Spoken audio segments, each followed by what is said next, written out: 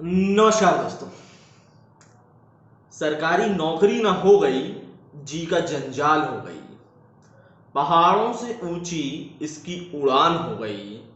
किसी को एक भी नसीब नहीं तो किसी को 25 मिल गई।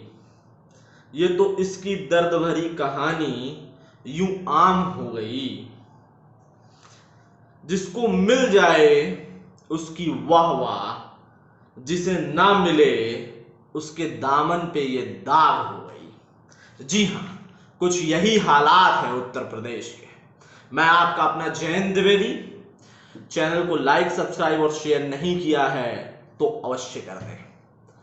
और आज हम बात कर रहे हैं उत्तर प्रदेश की। जी हाँ, उत्तर प्रदेश में अगर हम देखें तो नौकरी पाना एक जी का जंजाल हो गया है साहब। बिना कोई नौकरी जो उत्तर प्रदेश सरकार लॉन्च करती है यहाँ के अभ्यर्थियों के लिए, यहाँ के बच्चों के लिए, वो नौकरी बिना कोर्ट में गए, बिना उसकी याचिका हुए, बिना उस पर कोई सुनवाई हुए, उसका कोई निर्णय, कोई फैसला, कोई आरंभ, कोई प्रारंभ हो ही नहीं सकता है। दोस्तों, आप सोच रहे होंगे कि मैं किस मुश्किल में फंसा रहा हूं। मैं मुश्किल में नहीं फंसा रहा हूं।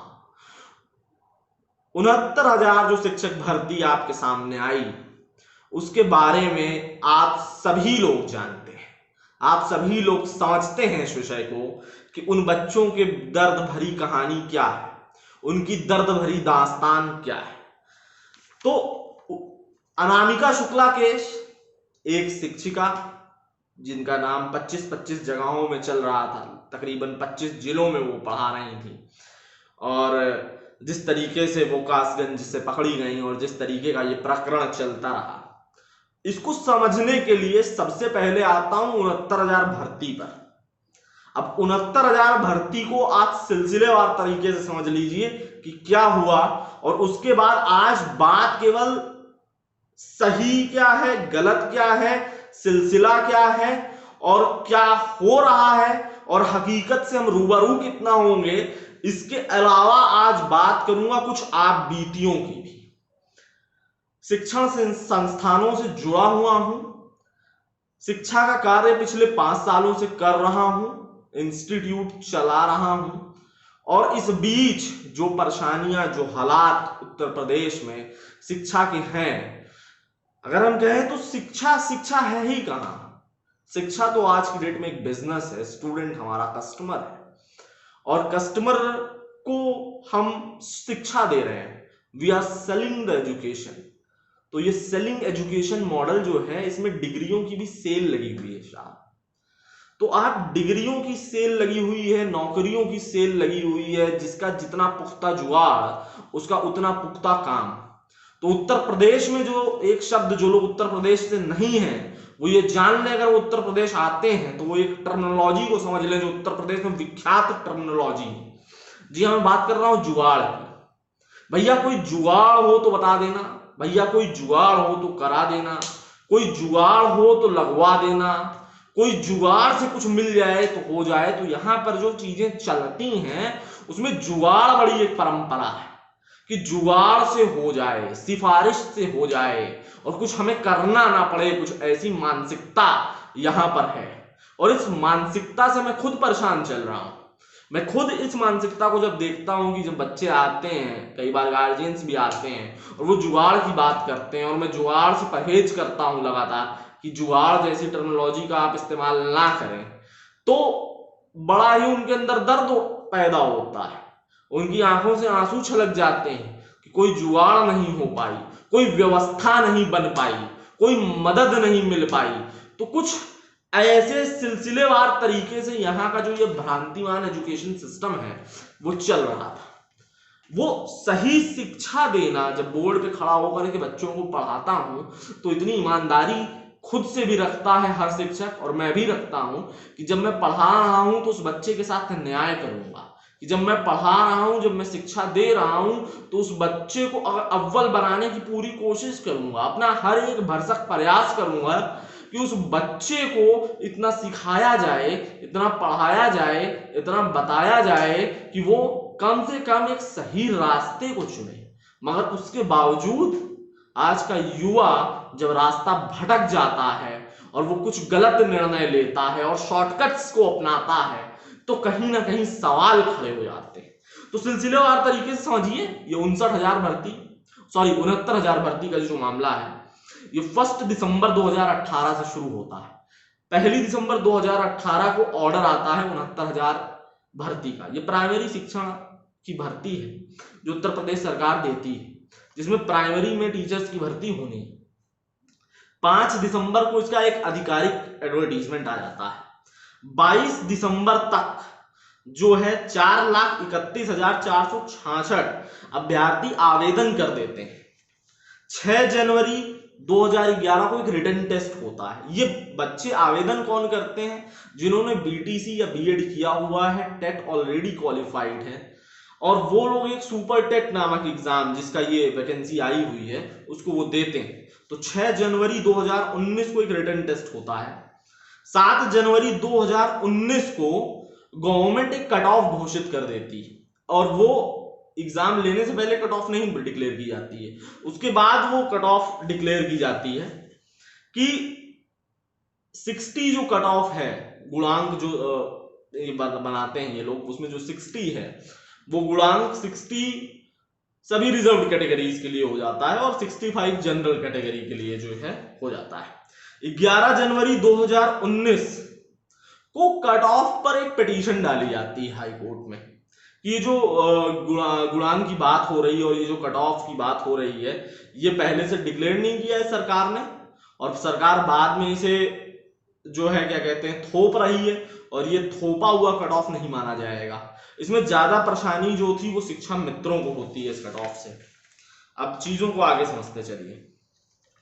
29 मार्च को हाई कोर्ट की सिंगल बेंच का फैसला आता है और वो ये कहती है कि कट ऑफ 40 और 45 होनी चाहिए। इसको डबल बेंच का इस पर फैसला आता है और डबल बेंच फिर कहता है कि नहीं नहीं नहीं, सरकार जो है वो सबसे अच्छा मास्टर चुनना चाहती है। सबसे अच्छा मतलब मेरिट हमने इस तरीके से हम बना रहे हैं प्राइमरी मास्टरों की कि जैसे हम किसी पीसीएस अधिकारी को चुन रहे हैं, और उस मेरिट के आधार पर हम प्राइमरी के बच्चे को शिक्षण प्रदान कराना चाह रहे हैं, क्योंकि हमें उस बच्चे के विकास की कितनी चिंता है आप ये सोचिए। वो अलग बात है कि उत्तर प्रदेश का प्राइमरी शिक्षण व्यवस्था जो है वो सिर्फ और सिर्फ मिड डे मील तक ही सीमित है, और मिड डे मील ही वहां पर खिलाई जाती है और मिड डे मील की व्यवस्था टीचर करता है। शिक्षा का स्तर क्या है उसकी तुलना आप किसी प्राइवेट स्कूल से नहीं कर सकते, किसी पब्लिक स्कूल से नहीं कर सकते। कुछ जगहों पर कुछ टीचर अपना पर्सनल प्रयास करते हैं बच्चों को पढ़ाने की, उनकी बात मैं नहीं कर रहा हूं, मगर मूल रूप से जो शिक्षा व्यवस्था है प्राइमरी शिक्षण संस्थानों में वो बहुत ही उसका जिक्र करने लायक नहीं कि वहां बच्चा पढ़ने भी आता है। मुझे ऐसा नहीं लगता, वहां बच्चा शायद मिड डे मील खाने आता है, शायद वो गाय चरा के अपना बकरी हाँक के आया हुआ होता है, ऐसा ही कोई बच्चा होता है जो वहां पढ़ने पहुंच जाता है और उसको मिड डे मील से मतलब है और थोड़ी बहुत शिक्षा प्राप्त कर लेता है। मैं आपको कुछ एग्जाम्पल ऐसे दूंगा कि एक ही टीचर है एक प्राइमरी शिक्षण संस्थान में, एक प्राइमरी स्कूल में एक ही टीचर अवेलेबल है और वो कक्षा 1 से लेकर 5 तक के बच्चों को अकेले मैनेज कर रहा है। तो आप सोचिए क्वालिटी ऑफ एजुकेशन क्या होगी। इसी को देखते हुए वैकेंसी भी लॉन्च की जाती रही है, और जो वैकेंसी लॉन्च होती हैं उन पर विवाद खड़े हो जाते हैं अक्सर। तो अब ये विवाद इस तरीके से चल रहा है। अब 12 मई को क्या होता है कि जो परीक्षा ली गई सुपर टेट की उसका रिजल्ट डिक्लेयर हो जाता है। 1 जून को काउंसलिंग के लिए आ जाता है कि भाई काउंसलिंग होगी और जिला आवंटन की सूची का प्रकाशन कर दिया जाता है। 3 जून से काउंसलिंग की प्रक्रिया उत्तर प्रदेश सरकार एक तरफ शुरू करती है और दूसरी तरफ कोर्ट का आदेश आ जाता है, उस पर स्टे लग जाता है। स्टे लगने की वजह क्या है? स्टे लगने की वजह यह है कि परीक्षा में कुछ प्रश्न जो आए थे वो विवादित थे, उनके आंसर की उनकी दी गई है वो गलत है, तो उस पर एक स्टे लग जाता है। 8 जून को इस पर फिर से कोर्ट में पिटीशन जाती है, फैसला सुरक्षित रख लिया जाता है। 9 जून को जो आपत्तियां होती हैं वो दाखिल किया जाता है। इसी सब के बीच में एक नया मामला आ जाता है। नया मामला कि ये जो एग्जाम हुआ इसमें किस प्रकार से फर्जीवाड़ा हुआ, लोगों ने किस तरीके से पैसे दिए। 37 लगभग अभ्यर्थी ऐसे थे जो नकल से पास हुए। 142 144 अंक पाने वाले एक महानुभाव थे जिनको देश के प्रेसिडेंट का नाम भी नहीं पता था, तो उनको इतने नंबर कैसे मिल गए, इस पर विवाद खड़ा हो गया। तो उतने लोगों की जो है स्क्रूटनी की बात हो गई। और आज 12 जून को 2019 को, मामला लगभग 1.5 साल से चल रहा है, और 12 जून 2020 को, सॉरी, तो 12 जून 2020 को दोस्तों क्या होता है कि इस पर जो अब फैसला आता है कि 120 से ज्यादा नंबर जो लोग पाए हैं उनकी स्क्रूटनिंग होगी। यानी जो ज्वाइनिंग की प्रक्रिया है वो लगभग 37,000 लोगों की फिर से शुरू हो जाएगी। और बाकी जिन लोगों के ऊपर इस तरीके के फर्जीवाड़े के आरोप हैं उनकी तफ्तीश जो है एसटीएफ करता रहेगा। तो आप समझ सकते हैं कि क्या विकट स्थिति है। अब इसमें मैं आपको बता रहा था कि मैं कुछ आप बीती भी बताऊंगा। आप बीती का जिक्र आप कुछ इस तरीके से समझें, जब मैं पंजाब में बीटेक कर रहा था और मुझे याद है कि हम लोग रात में चंडीगढ़ लखनऊ सुपरफास्ट पकड़ने के लिए, सद्भावना एक्सप्रेस पकड़ने के लिए जब चंडीगढ़ पहुंचते थे तो अंबाला से और चंडीगढ़ से कुछ बच्चे उसमें चढ़ते थे। अंबाला से मैं कभी कभी बीएसबी जाट एक्सप्रेस पकड़ता था सुल्तानपुर के लिए, तो उसमें कुछ बच्चे चढ़ते थे।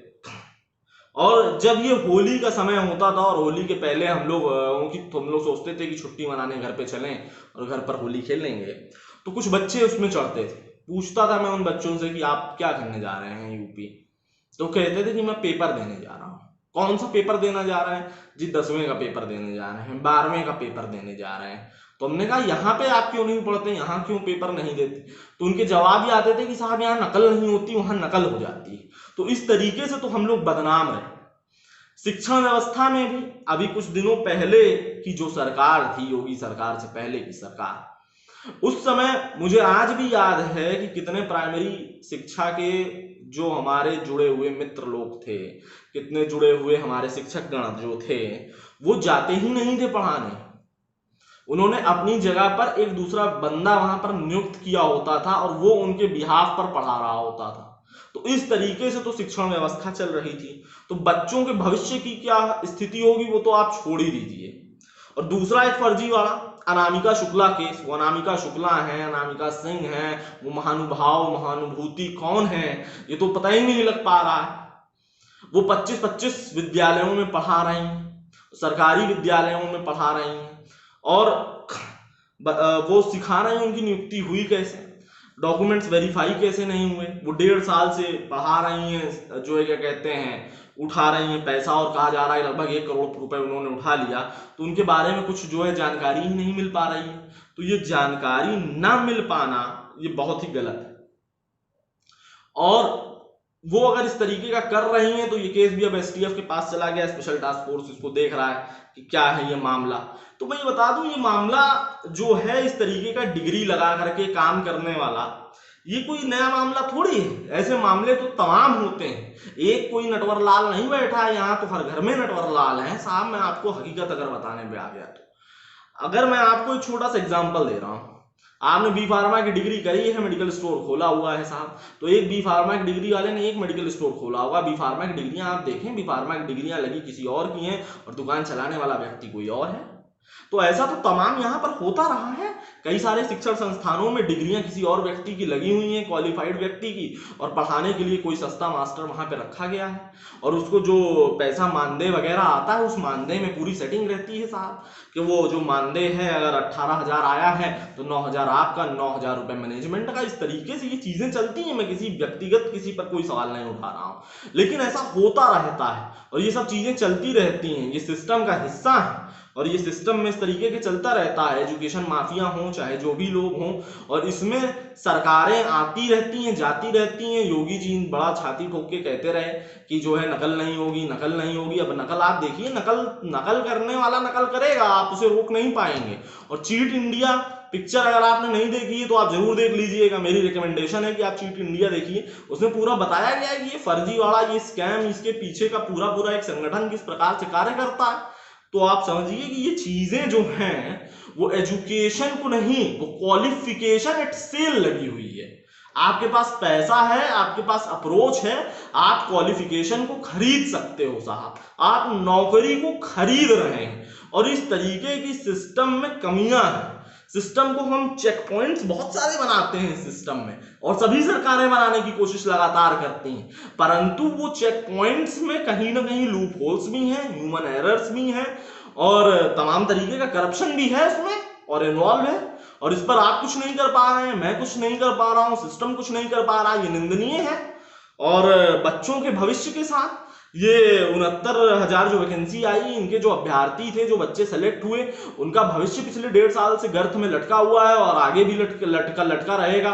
और कब उनकी ज्वाइनिंग हो पाएगी, कब उनके परिवार में एक सुख मिलेगा।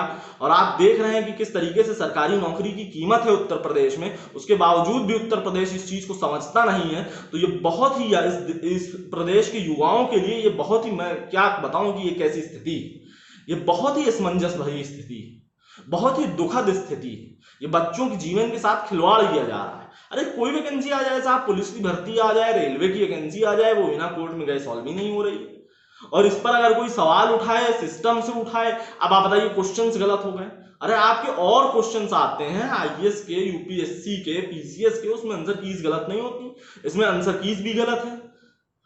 तो कैसे पॉसिबल है ये चीजें, और गलत क्वेश्चंस क्यों दिए जाते हैं? ऐसे विवाद पैदा जान करके करने की कोशिश की जाती है, या ये ह्यूमन एरर की वजह से हो जाते हैं और हर बार इस तरीके की प्रक्रिया चलती है? पिछली बार भी जो 68,500 की वैकेंसी आई थी, उसमें भी 42,000 लोगों की पहले नियुक्ति हो पाई, पूरे लोगों की नियुक्ति नहीं हो पाई।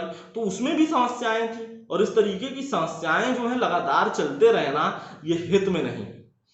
तो आज यहीं पर छोड़ के जा रहा हूं, इसकी विवेचना करिए और पूछिए सवाल सरकार से भी, खुद से भी, सिस्टम से भी, क्योंकि इसमें सरकार ही दोषी नहीं है, इसमें हर एक व्यक्ति दोषी है। इसमें शिक्षक भी दोषी है, जो पढ़ने वाला चाइल्ड है वो भी दोषी है, स्टूडेंट भी दोषी है, टीचर भी दोषी है, एजुकेशन सिस्टम भी दोषी है, सरकारें भी दोषी हैं, सब दोषी हैं इसमें। तो ये एक मिली भगत चारों ओर से चल रही है, और इसको रोकना और इसको समझाना हमारे और आपके बस की ही बात है। तो मैं शिक्षा से जुड़ा हुआ व्यक्ति हूं, तो मैं कोशिश करूंगा और ये ट्राई भी करता रहता हूं कि इसमें जितनी ज्यादा पवित्रता रखी जा सके, जितनी ज्यादा ईमानदारी रखी जा सके, वो रखनी जरूरी है। इसमें जो फ्रॉडिज्म का सिस्टम चल रहा है, जो फ्रॉड करते हैं लोग, वो कहीं ना कहीं गलत है, उसे हमें रोकना होगा। तो इसके लिए आप मेरा साथ दें, वीडियो को लाइक शेयर करते रहें और वीडियो पर कमेंट जरूर करें। जय भारत, जय हिंद।